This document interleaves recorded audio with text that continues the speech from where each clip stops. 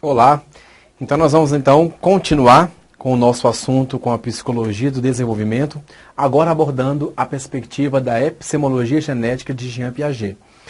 Assim como Erik Erikson, Jean Piaget é um dos principais psicólogos que organizaram a psicologia do desenvolvimento numa perspectiva de construção mesmo desse conhecimento. Na verdade, Erik Erikson se fundamentou muito na identidade, na personalidade. Já o Piaget focalizou o desenvolvimento humano numa perspectiva diferente. Ele focalizou na construção de conhecimento. Por isso que é chamado de construtivista a sua teoria, porque admite que o ser humano constrói conhecimento. Não é um ser humano pronto e acabado, determinado pela biologia, como dizem os inatistas, nem é um ser humano balde vazio, folha branca, que é determinado pelo ambiente, como dizem os ambientalistas. Então, o desenvolvimento humano de Piaget, ele rejeita o inatismo e o ambientalismo e coloca o ser humano como um ser humano ativo. A atividade pessoal psicológica é a principal contribuição de Piaget para a psicologia e para a educação. Ou seja, a admissão que o ser humano é ativo. Ele constrói-se a si mesmo, constrói o seu conhecimento na interação com o meio. É preciso que ele interaja com o meio, troque com o meio, para que ele construa a si mesmo e o seu conhecimento. Ser humano ativo. No ambientalismo, esse ser humano era passivo. Era um ambiente que ia determinar que ser humano era esse. Pelo condicionamento e tudo mais. Agora, pelo inatismo, também era passivo. Porque era um ser humano que nascia pronto, acabado, determinado pela sua genética, pela sua hereditariedade, pela sua essência, pela sua tendência natural. Pronto e acabado. Então, inatismo, ambientalismo, as principais duas correntes que fundamentaram a psicologia durante muito tempo, são correntes que consideram o ser humano passivos, né? Eles dependem ou da sua tendência natural, inata, o inatismo, aquilo que é intrínseco a ele, ou depende desse ambiente que condiciona, que manipula, que forma, que molda, que modela, ambientalista. As duas tendências, inatista e ambientalista, são negadas por Piaget e ele coloca a perspectiva construtivista, o desenvolvimento humano. O ser humano constrói a si mesmo na interação com o outro. Construtivismo, interacionismo é de Piaget. Por que interacionismo?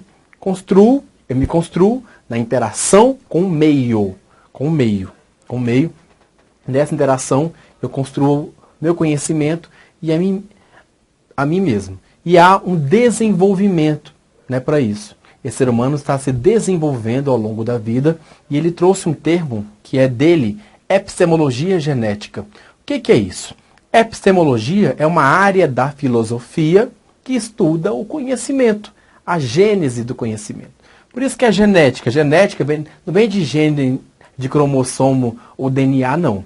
Esse genético aqui vem de gênese, início, origem. Então, qual é a origem do conhecimento? Como que se dá o conhecimento? Como que o ser humano constrói conhecimento? Como que se dá a construção? Como que ele se desenvolve na perspectiva desse conhecimento e da sua construção? Epistemologia, então, é o conhecimento, é uma área da filosofia que estuda o conhecimento humano, em suas várias vertentes, e genética é a gênese, origem, início. Como que se dá o conhecimento, como que se origina, como que é a gênese desse conhecimento. Epistemologia genética de Jean Piaget, né? Então, ele coloca que esse processo é o processo de construção. E ele também tem um modelo, assim como Erik Erikson, ele tem um modelo epigenético, ou seja, que o ser humano se desenvolve por fases. Erik Erikson focalizou o ser humano na sua personalidade biopsicossocial. Já Piaget, ele organiza o seu trabalho no conhecimento. Então, as fases de Piaget são fases, cada uma delas não existem para categorizar as crianças, enquadrá-las como se fossem gavetas fechadas e ela está aqui, ela está ali. Não é nesse sentido. As fases que Piaget colocam, elas são postas para que nós entendamos como que a criança ou adolescente, adulto, vai pensar, raciocinar, como que ele vai construir conhecimento estando em cada uma dessas fases. Ou melhor, como que é o pensamento dessa criança? É de natureza sensório-motor? A construção desse conhecimento é natureza pré-operatória? Ou é operatório concreto? Ou operatório formal? Então, ou seja, como que é a natureza da construção desse conhecimento? Como que se constrói o conhecimento? Como que é a interação desse indivíduo com o meio? É de uma natureza sensório-motor, que é de 0 a 2 anos, ou pré-operatório, que é de 2 aos 7 anos, ou operatório concreto, né, que é dos 7 aos 12 anos, ou operatório formal, 12 anos em diante. Né? Então, nós temos aqui as 4 fases, os 4 estágios de desenvolvimento de Piaget que servem para saber como que a criança está pensando, está raciocinando, está construindo conhecimento ao se desenvolver estando em cada uma dessas fases aqui. Né? E aí, nós vamos começar então pela primeira fase de Piaget, que é o estágio sensório-motor. Estádio ou etapa, fase, é a mesma coisa. Vocês vão encontrar tudo isso, isso tudo tem o mesmo significado. Então, sensório-motor é uma fase de 0 a 2 anos. Os pós-piagetianos já admitem que as idades não são tão importantes, já que isso não é universal. Os pós-piagetianos, porque para Piaget, sim, é uma perspectiva universal, é uma perspectiva que está ligada às idades, e as provas de concurso público têm cobrado as idades. Portanto, mesmo que vocês leiam materiais mais recentes que não focalizam a idade, ela ainda é cobrada em concurso público, sim. Nas provas ela ainda focaliza a idade, porque a idade é de Piaget e não dos pós-piagetianos. Sensório-motor é a primeira. Tem esse nome, sensório-motor, por quê? Sensório, sentidos. A criança vai se adaptar ao mundo, vai interagir com o mundo usando os sentidos básicos, a audição, a visão, né? O toque, o tato. Os sentidos mais básicos é a maneira como ela vai interagir com o mundo. Se lembra que a perspectiva dele é interacionista. O ser humano interage com o meio, com o mundo, para se desenvolver, para construir o seu conhecimento. Tem que interagir, né? Na verdade, tem que se adaptar ao meio, né? Ele tem que se adaptar ao meio, e essa forma de adaptação, de interação dessa criança, ou de construção de conhecimento dessa criança com o mundo, é usando o sentido. Ela tem que ver, tem que tocar, tem que pôr na boca, tem que sentir. Sensório, é esse o sentido. E motor, por que é motor? Porque nessa fase, de 0 a 2 anos, há um acentuado desenvolvimento motor.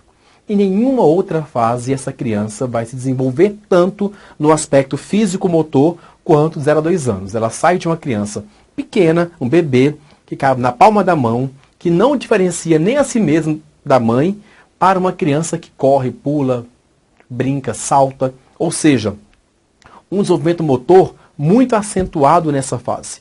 Por isso que é sensório-motor. Nenhuma outra fase da vida dessa criança ela vai se desenvolver tanto. Né? Então, a inteligência pelos sentidos, pelas ações, pelo agir. A inteligência também chamada de não verbal ou de pré-verbal. Né? Ela age pelos reflexos, egocentrismo. O que é egocentrismo? Essa criança não diferencia a si mesmo do outro. Na verdade, ela entende que existem outros eus. Ela sabe que existe o eu dela, como criança, e que as outras pessoas são extensões dela mesma. Não tem outras perspectivas de pessoas. Tem a perspectiva dela, apenas. Os outros são extensões, complementos, só existem porque ela existe. Não existem por si mesmo. Isso é o egocentrismo. Nas duas fases tem egocentrismo, nessa e na próxima. Mas esse egocentrismo aqui é dessa natureza. Os outros existem porque eu existo. É assim que essa criança vê.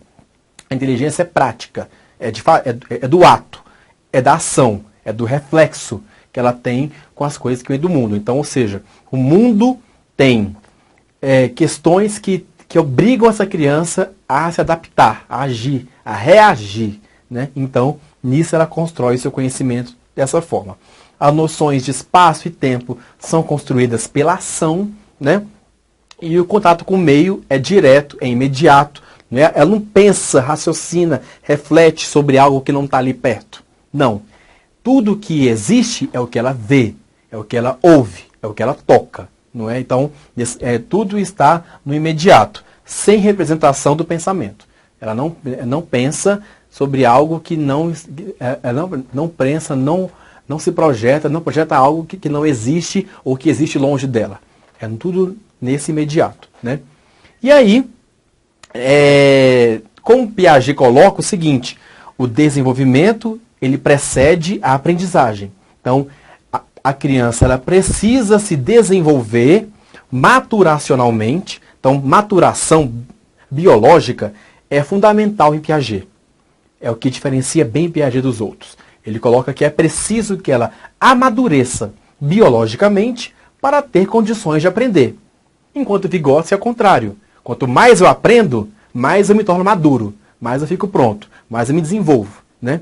Então, Piaget disse, 0 a 2 anos, se desenvolveu tanto no aspecto motor, ou seja, está tão pronta, amadureceu tanto que agora pode aprender a falar, porque já tem as condições propícias, né, para poder falar, porque se desenvolveu no aspecto biológico. Então, tantas energias, né, que foram mobilizadas para que ela se desenvolvesse para o biológico, que agora está pronta para poder falar, inclusive, que é psicológico, nesse sentido. E aí, nós temos a fase seguinte, que é a fase pré-operatória. Pré-operatório é de 2 a 7 anos. O nome diz pré-operatório. Ainda não opera com o conhecimento. Não opera com as coisas. Não faz operações natureza lógico-matemáticas, tá? Já eu vou chegar nisso aí. Então, centração, né? Não é tão imediata mais quanto o bebê. O bebê é bem imediato. Aqui. O bebê é imediato, é aquilo que está na frente dele, aquilo que ele pode ver. O que existe é o que ele vê, é o que ele ouve, é o que ele toca. Isso é o que existe. Aqui não, ele já admite que coisas existem longe dele, mas a interação com essas coisas é muito próxima. Ele não consegue, então ele está centrado no objeto em que ele está aprendendo sobre ele. Centração. A inteligência é simbólica, ele começa a falar, usa a linguagem, que é um instrumento simbólico, né? São símbolos, signos. Então, a inteligência começa a ser simbólica, começa a ser representativa. Também ele começa a ter um desenho que representa uma flor, né? Que é um desenho que representa a flor de verdade. Né? Irreversibilidade do pensamento. A criança não consegue voltar atrás no seu pensamento para explicar como chegou naquele resultado. 2 mais 3 igual a 5. Ah, que bom, 5. Como é que você chegou no 5? Ora, eu peguei 2 e juntei com 3 e deu 5. Essa criança não consegue fazer isso. Ela não consegue reverter o pensamento. A mais B igual a C. Então, C menos B igual a A. Ela não consegue reverter o pensamento. Ela sabe que de casa para a escola é esse caminho. E da escola para casa? É o mesmo caminho. Só que ela não sabe dizer que é o mesmo caminho porque ela não reverte o pensamento. Ela não volta atrás naquilo que ela pensou antes para poder explicar como que ela chegou naquele resultado. Para saber que da casa para a escola é um caminho e da escola para a casa é o mesmo caminho, ela tem que reverter o pensamento dela, né? E isso ela não consegue fazer. Não consegue ter essa explicação. Também tem egocentrismo, igual na fase anterior. Só que esse egocentrismo aqui é diferente. Nessa fase aqui, é um egocentrismo que a criança ela sabe que existem outras pessoas com outros eus diferentes, não é só o eu dela, só que ela não tem empatia por elas. Então ela pega o carrinho do outro colega, vai brincar, põe na mochila e ela não entende que o colega vai sofrer sem aquele carrinho, como ele também sofreria. Então falta empatia com o outro. Né? Nessa fase nós temos o animismo, que é a criança dar vida a coisas que não têm vida, dá ânimo, animismo, né? Dá vida ao bonequinho, ao cavalo, né? Aos animais que ela tem de plástico, animismo, né? O realismo, que, por exemplo, ela coloca as coisas de acordo com a realidade. Eu escrevo formiga, ela coloca lá 3 letrinhas. Elefante, ela coloca 10, 15 letrinhas, porque escrever elefante é de acordo com a realidade. O elefante é grande e a formiga é pequena. Isso é o realismo. Artificialismo é achar que tudo que existe, quem construiu foi o ser humano. Tudo chamado de artificialismo. Tudo pode ser construído ou foi construído pelo ser humano, né? O ser humano é quem fez tudo. Tudo pode ser feito pelo ser humano. Artificialismo. E ela não opera com o conhecimento. É pré-operatório, né? Pré-operatório não opera com conhecimento. O que é operar com conhecimento? Vamos ver na próxima fase, a fase operatória, né? A fase operatória concreta, ela já opera com conhecimento. A natureza dessa operação, eu vou escrever aqui em cima, é uma natureza lógico-matemática. É a natureza da operação. É a maneira como nós operamos com o conhecimento.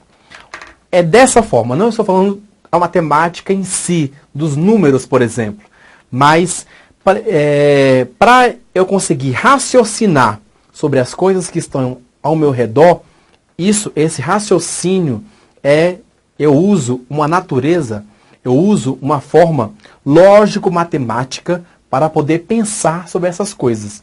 Então, eu realizo operações lógicas, né? Como, por exemplo, seriação, classificação, né?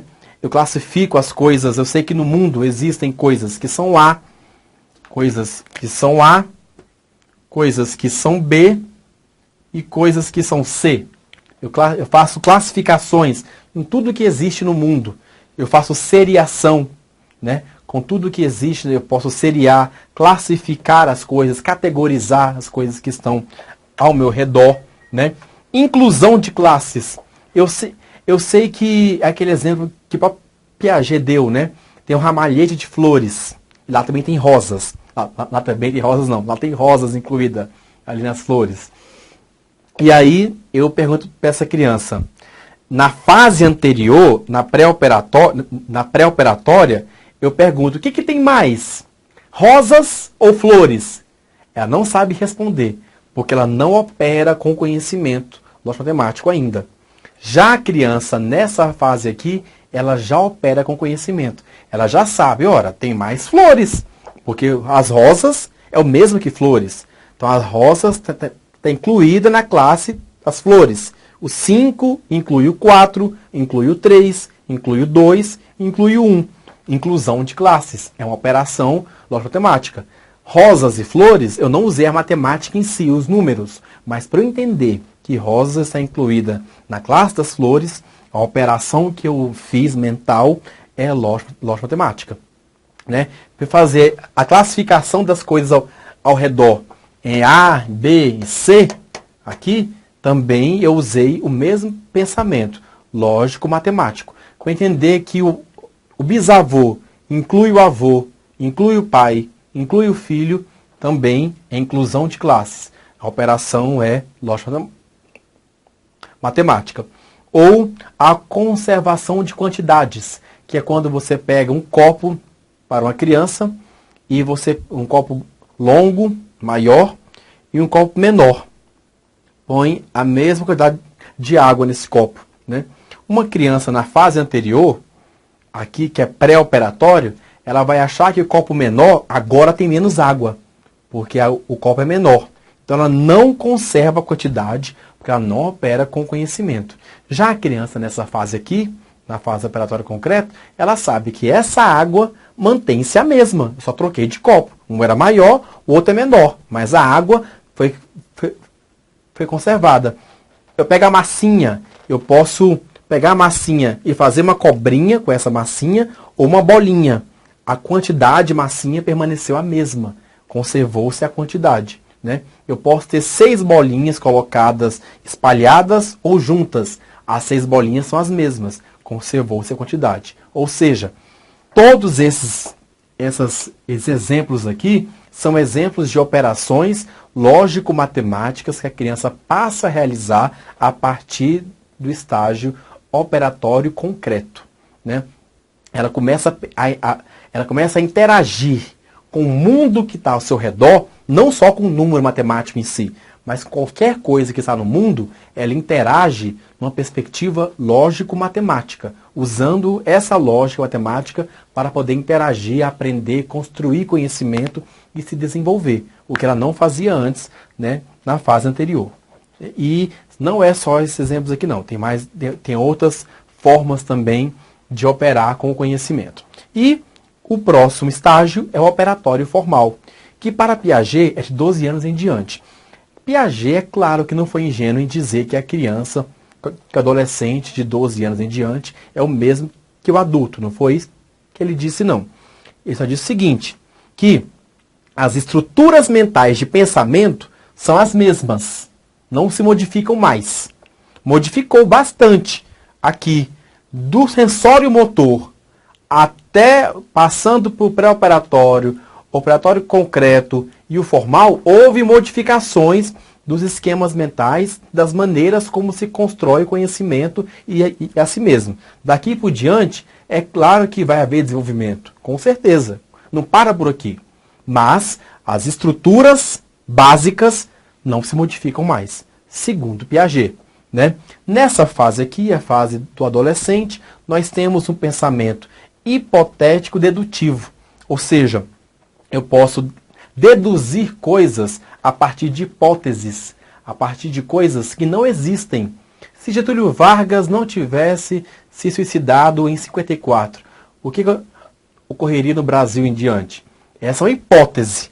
Eu posso fazer deduções em cima de hipóteses, de coisas que não existem. Em filosofia, em matemática, eu posso fazer uma equação de física enorme no quadro, sem que não haja nada de concreto sobre aquela equação. Até porque x mais 4 igual a 12 é uma abstração total. X, um número variável, mais 4 igual a 12, isso é uma abstração. Abstração, né? Essa questão, esse pensamento hipotético, dedutivo, abstrações, a lógica, tudo isso faz parte do pensamento formal, desenvolvido em 12 anos em diante, que é quando você faz, posso falar de filosofia, de criança, de psicologia, isso não existe no concreto. Isso não está aqui, não se materializa, não se concretiza em algo específico. Eu posso fazer hipóteses sobre coisas que não existem ou que existem longe de mim, ou que eu posso criar coisas quase que infinitas, e sem que isso tenha uma materialidade, uma concretude. Não, isso é um pensamento formal, que dá muito poder para essa adolescente. Ele tem um poder agora de abstrair. Olha o poder que ele tem de criar um mundo inteiro, ou ir além desse mundo, inclusive. Então, isso para esse adolescente é a chegada, né, num estágio de poder muito grande, né? E aí, alguns pós-piagetianos, como por exemplo Sinnott, trabalha com o estágio pós-formal. O estágio pós-formal não é de Piaget, são de pós-piagetianos, de pessoas que vieram depois de Piaget, que reinterpretaram Piaget, ou que escreveram além dele. Que coloca o seguinte: o estágio adulto, da vida adulta, é um estágio pós-formal, ou seja, é uma pessoa com capacidade de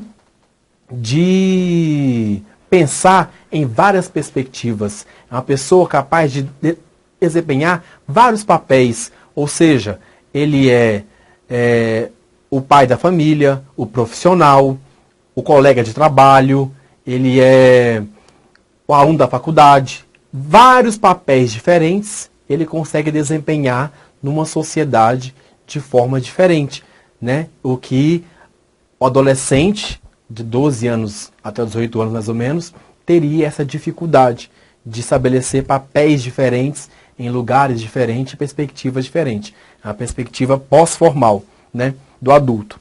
Mas, para Piaget, de 12 anos em diante, as características elas são mantidas de uma forma que não se muda mais os esquemas, né? Os esquemas de pensamento permanecem o mesmo. E no nosso próximo vídeo, nós vamos começar então com a perspectiva de Vallon e como que ele estuda o desenvolvimento humano a partir dessa lógica epigenética, ou seja, formada por estágios. Até mais.